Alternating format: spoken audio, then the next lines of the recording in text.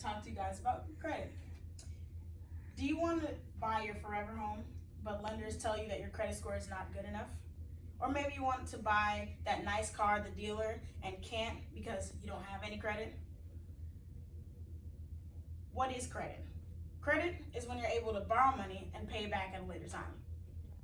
I was in that same situation when I bought my first car. I was told I can't buy because I didn't have any credit. So I took the time to research the different things I needed to build and maintain good credit. I'm going to share with you the tips and tricks I learned so that you can achieve that good credit score that you've always wanted. There are a few key factors that play a big role in building good credit. They include credit utilization, which is explained by Experian Credit Report as the amount of credit you are currently using divided by the total amount of credit that you have. Payment history, which includes any collections, foreclosures, bankruptcies, or late payments.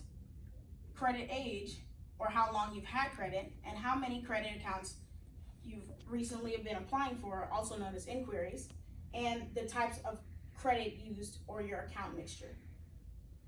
According to Experian, Credit Report is recommended that your total credit utilization should be below 30% of your total credit balance.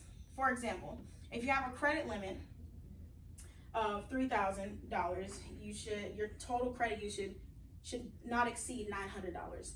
This in turn shows lenders that you're doing a good job at keeping your credit finances under control and not overspending.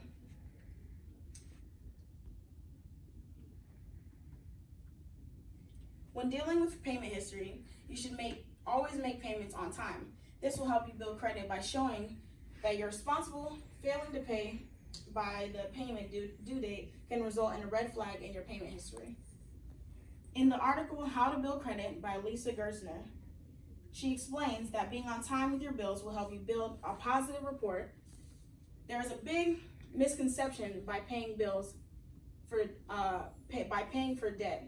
Megan Nye writes, a 2014 BMO Harris Bank survey found that 30% of respondents mistakenly believed that carrying a credit card balance improves their credit score.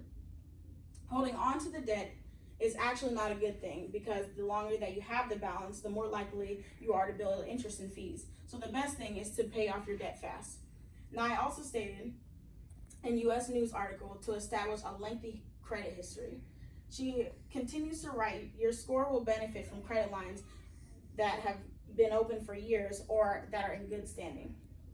For instance, if a person who has had credit for less than 2 years will have a lower credit score than a person who has had credit for 3 to 5 years.